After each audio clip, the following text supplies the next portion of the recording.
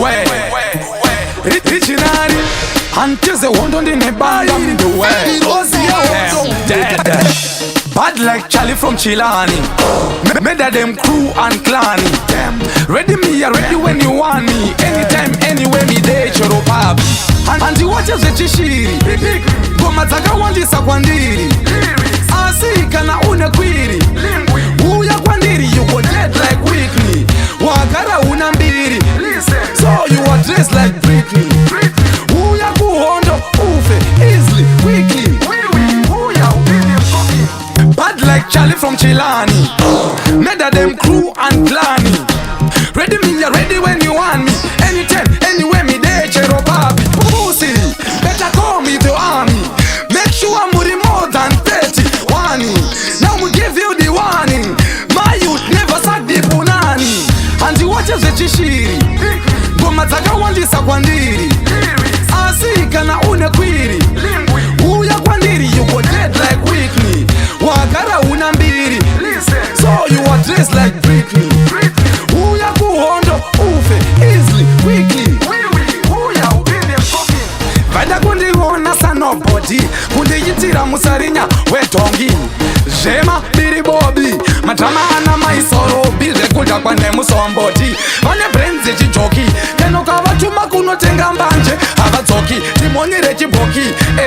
Kana chida hondo ngawa uye kana izozi. Andi wache ze chishiri. Goma zaka wandisa kwandiri. Asika na une kwiri.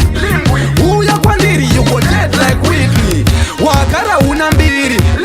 So you are dressed like Britney. Uya kuhondo ufe easily, quickly.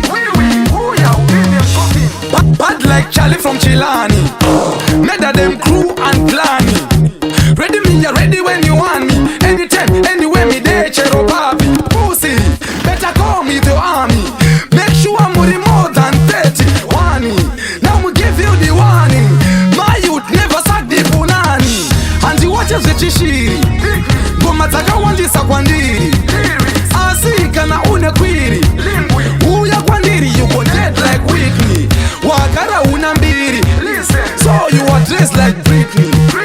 Uya kuhondo ufe easily, quickly. Vada kundi hona sa nobody. Kundi yitira musarinya wetongi.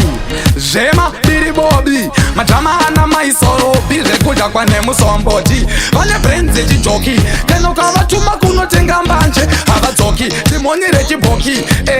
Kana chida hondo ngawa uye kana izozi. Andi wache ze chishiri. Goma zaka wandisa kwandiri. Asika na une kwiri. Uya kwandiri, you go dead like Whitney. Wakara una mbiri. So you are dressed like Britney.